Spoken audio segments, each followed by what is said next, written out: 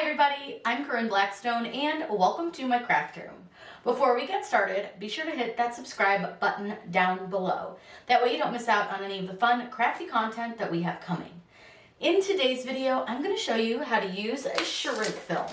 Shrink film is something that if you grew up like in my time, so like the late 80s, early 90s, we knew as shrinky dinks. You could buy these in a little set that had pre-printed designs on them and then you would color them in with pencils or crayons or markers and then put them in the oven. Well, this is basically the same idea, but what's really cool is that you can actually print on these so that you can take them through any inkjet printer and you can even use your Cricut to cut out your design. Now we're going to do a pretty simple one, but you can really let your imagination go wild. We're going to print out these little notebook pieces of paper that we're going to use, and you can turn these into ornaments, keychains, all sorts of fun things, but we're going to use one that we're going to print from the printer words, and then we're going to write on one with Sharpie so that you can kind of see the difference. These are really fun. Your kids could create them. You could print out little like coloring pages and let them color them in. Make really fun keychains or gifts for friends, family, teachers, grandparents, all sorts of really cool things. These are just a great way like that you can make a fun keepsake item. These are just super fun. They're fun to watch shrink. You can use these for all sorts of great things, and I'll link everything you need to use down below, but all you really need is some shrink film. Mine is from Graphics, and then also you're going to want some parchment paper. This is going to be important for when you go to shrink them, and then you'll also need an inkjet printer, or you can draw your own thing with your own markers, crayons, pencils. You can paint them, so you don't have to print on them. They're really pretty versatile. You can do lots of fun stuff with them, so don't feel like you have to print on them. And then you're going to either need a pair of scissors because you can actually hand cut these, or you can use a Cricut, Silhouette, Solo, Caesar Juliet, whatever's on your craft table at the time, and you can cut them out. I'm going to show you how to do that with the Cricut, but again, you can really use any of your craft cutters for this, and it's such a fun thing to do. I remember doing these as kids, and it's just such a nostalgic thing for me that I think I'm actually going to make a couple more and give them as Christmas gifts to some of my friends that grew up in that same time period as me.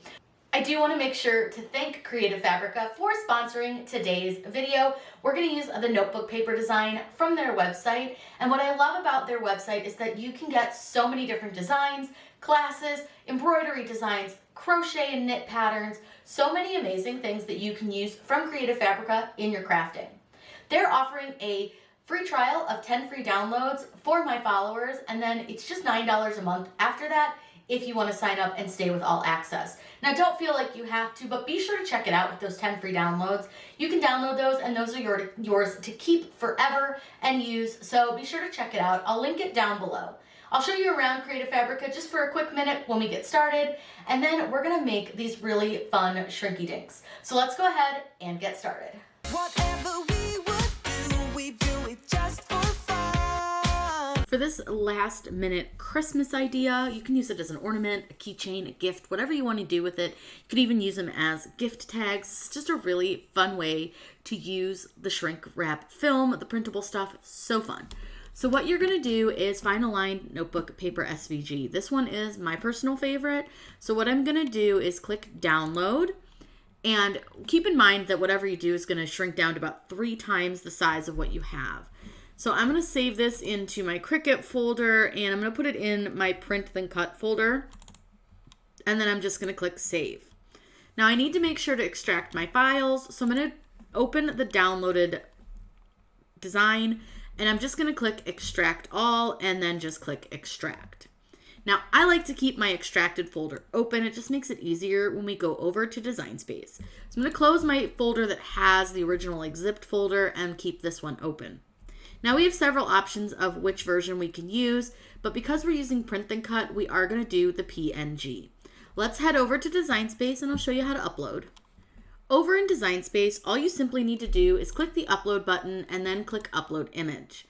You could either browse for your image, or if you want to, which is way easier, just keep your folder open and choose the image that you want to use. So we're going to use the PNG, and we're going to choose this one here that is the colored version. And all you have to do is drag it and drop it over into your Design Space. Now it might look a little funky here, but don't worry, it's totally fine. I'm just going to choose complex, click continue, and then all I have to do is click apply and continue. Now I want to save this as a print then cut image, so then just click upload.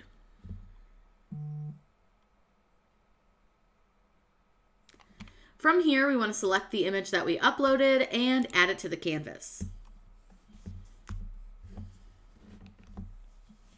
Now this is obviously way too big, so I'm going to size this down. But the first thing I want to make sure I do is click the little lock in between my sizing to close it. And then I'm just going to make the width 6.75. That's as wide as we can print with our Cricut, so that's what we're going to do. And it should fit height-wise just fine. I'm going to make this pretty big so you can see them, but you can obviously kind of play with the sizing depending on what you want to do.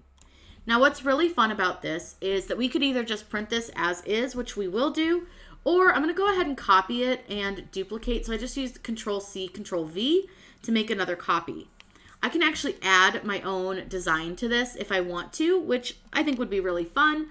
So that way you don't have to write on it. You can just use a font. So I'm just going to open up a font and let's just put Dear Santa.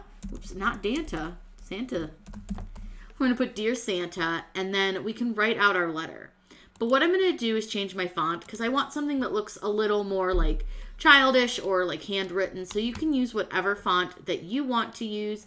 It's really up to you and the way you want it to look. It doesn't have to be, you know, a certain exact way. It's however you want it and whatever you like. So I think I'm going to go with this closer font just because it's one of my favorites. And I'm going to size it down a little bit and move it over onto our notebook paper. And from here, you can kind of play with your sizing and figure out about how big you want it to be. Then you can write out whatever you want your Dear Santa list to say. Hi, my name is Corinne. And what I want to do is I'm going to mess with my alignment and I want to align it all left so that it looks like it's actually written. Then we're going to size it down into that file so that it fits on our notebook paper. And we'll just size it down a little bit. It doesn't have to be lined up with the lines unless you really want it to. I really don't care. I think it looks fine. And then I'm just going to add a signature down here. So I'm just going to put my name. And then I'm going to go ahead and change the font just to something, again, just fun. I'm just going to use like a script font. So that one looks good. And I'm just going to put that down here. And voila. Now, because again, we're going to be doing print and cut, we need to make sure that we flatten this entire design to our sheet of paper. So I'm going to select all of my items, both my writing, my signature, and my paper. And I'm going to go down here at the bottom where it says flatten. By flattening it, it tells Cricut Design Space that that is all one single piece and that we just wanted to print this out and not cut around anything except the outside of our paper. Now keep in mind, there is no such thing as white ink. So if you want your paper to look white, you may need to paint the back. These are, they do tend to be like a frosted look, so they look fine, but you may just need to add some paint if you want it to be perfectly white. It's really up to you and how you want to make these. You can make all sorts of things with this little shrink film, but I think this is a great way that you can kind of make your own memory and keep it. So you could either have your kids write out their Christmas list on here, you could write it out like this, or you could really add anything that you wanted to this. If you have like a special thing that has your kids' handwriting, you can absolutely add that kind of stuff. Now, I want to fit these 2 on 1 sheet. That way we're not wasting a lot of material. So what I'm going to do is I want to take one of them and I'm going to rotate it 90 degrees. So up at the top under rotate, I just type in 90. I'm going to do the same thing for the other one and type that in at 90 degrees. Now the next thing I'm going to do is I'm going to change the height to 6.75 because that's how like wide the paper is. And I know it makes no sense that I'm saying height, but it's because Design Space doesn't understand that I've turned them. So that's why I'm changing the height, and you'll see the width is actually changing. It's a little bit confusing, but it is what it is. Now I'm going to take the 2 images here and just kind of get them so they're not touching, but that they are kind of next to each other. Now, one thing I'm going to do is change the color of my canvas really quick, just so I can see through and make sure they're not touching. They're not, which is good. Then I'm going to select both of my items, and I'm going to use the align option, and I'm just going to align them left so that their bottoms stay together. Then all I want to do is I'm going to change the height of our design, which is now considered the actual height. It's very confusing, but I'm going to change the height to 9.25, which is our max height that we can print. And this is our biggest size that we can print here. Now, I did skew them a little bit by doing that, but it's not enough that it's going to make a difference in the shape or the size of them, so it's fine that I changed that. Now what I want to do is select both of the items and make sure to attach them, and then when I click Make It, it'll fit two of them on one page versus just doing one a page. They're still going to be pretty big size. You're still going to be able to read them, so it's really fun to do it this way. The next thing that I'm going to do from here is click Continue, and I'm going to send these to my printer. In order to send them to my printer, I just click Send to Printer, and then it's going to bring up our print setup. Make sure you have the correct printer selected. I'm using an inkjet printer, and I'm going to use my system dialog. I'm going to go ahead and choose Print, and you can leave bleed on. It doesn't really matter with something like this, but usually if you have color all the way to the edge of your print, you want to leave bleed on, but this is mostly light, so it won't make a difference. Now, make sure you have the correct printer selected. If for some reason you don't have preferences like I show here, go back and install your printer drivers. If for some reason you're not showing all of this, it's likely because your printer drivers were not installed correctly. Head to the manufacturer's website of your printer and search for your drivers. They'll have it. It's totally free. Reinstall them and you should end up with more preferences. So what I'm going to do is click Preferences, and I'm going to change just a couple things. I find that plain paper, bright white paper works just fine for this. And I'm going to change my quality from standard to high. I have one more setting that I want to change, which is our high-speed print. I just want to turn that off. Then all I have to do is click OK, and from here I can just simply click Print. Now with the paper that I am using, this can be printed on either side, so it does not matter which side you print on, but you'll want to check the directions for whichever kind you have or whichever kind I'm able to find, because these are kind of old, so I'm not sure if they're still available, but I will find some quality ones that I can put in the link down below for you. Now all I have to do is hit print, send these to the printer, let them dry for a few minutes, and then we can have the Cricut cut them out.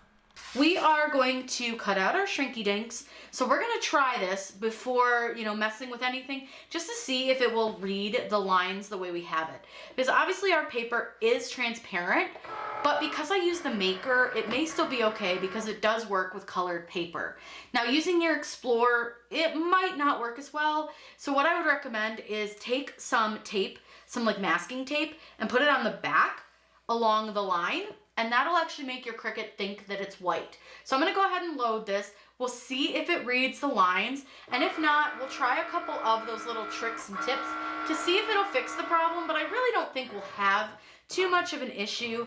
But you do want to make sure that these lines, so your registration box, does print out nice and dark.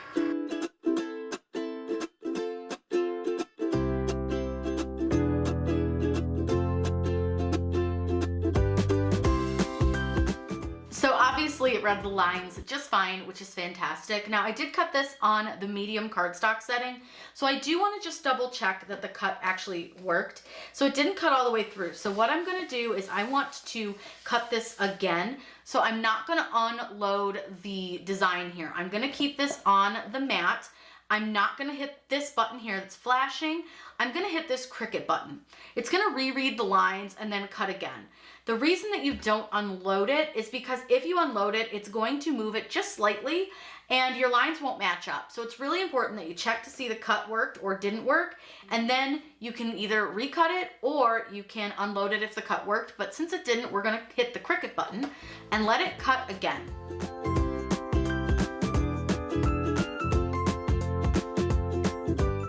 So now that I've cut it again, I'm going to check that cut one more time. We're almost there. Like I could pop it out, but I'm going to go ahead and let this cut again. So I would definitely up the setting from the medium cardstock. I would actually quite possibly cut this on heavy cardstock, but I wanted to try medium. I didn't do test cuts. That's my own fault. So what I'm going to do is, again, just hit that Cricut button. You can recut this as many times as you need to, so don't fret if you have to cut it more than once.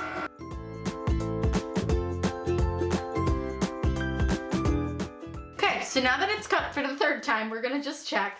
It looks like it cut pretty good. It's still got a few spots, but I feel like I could probably pop them out. So what I'm going to do is just sort of pop it as I'm going and just see. Oh yeah, it'll pop out just fine. So now I'm going to unload, and I'm just going to pull this off. I'm going to move this out of the way a little bit. So when I unload from my mat, I always like to flip my mat over and then I remove my designs by just flipping the mat over. The nice thing is this doesn't really love to stick, so it's okay if it just kind of doesn't stick. Now again, I really think I should have cut this on a heavier cut setting, but the nice thing is if I just fold it a little bit, it pops right off. So I'm not real concerned, but I would say when you do it, use a heavier setting than I did, because you can see they're still like attached here in the middle. But I'll just pop that off. It's fine. It's not a big deal. It looks really good. So what we're gonna do now, and there are like little holes here that you can pop out, because like I said, they didn't cut amazing, but these should come right out with like a pin pen. So I'm gonna see if I can just like pop those out, just like using my pin pen or like a pair of scissors or something. And if not, I'm not really worried about it, but it would be nice to have these little holes. There we go. So yeah, they come out pretty easy. So I should have cut, like I said, definitely cut on a heavier setting. I would say start with heavy cardstock, because you can always cut it like 3 times with heavy cardstock if you need to. But yeah, those come out really easy. So what I'm gonna do is I'm gonna show you, I'm gonna draw on this one. I'm gonna physically write on that one versus having it print out my writing, just because I think it'll be fun. And then we did this one printed, and again, also a really fun way to do this. So there's a ton of different options. You could print these out and have your kids color on them, write their own Santa lists, whatever you want to do, or like write a love letter to grandma or grandpa.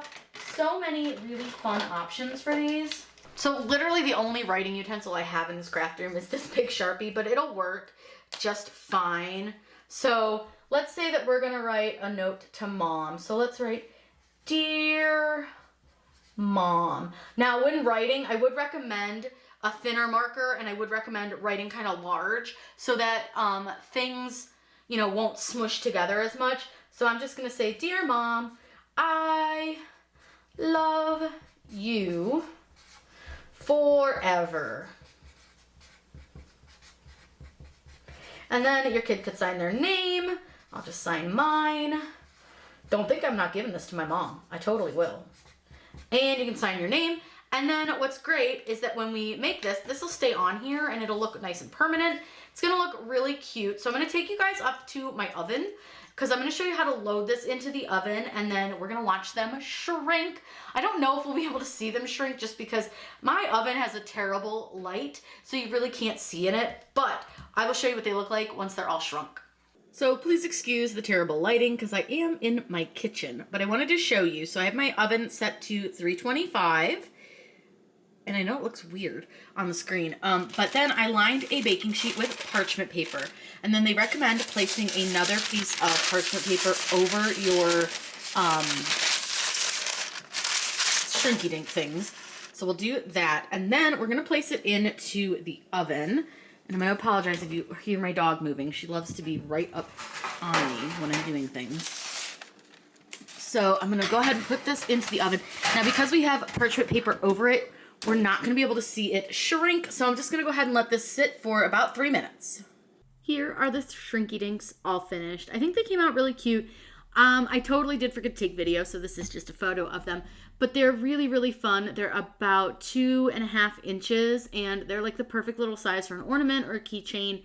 What I like about them is they're also pretty darn durable, because they've thickened up too, as well as shrunk. So now I would say they're about 1/4 inch thick, which is great for like durability reasons. And they're just super fun. Like I said, you can do so much with them, so have fun, enjoy them.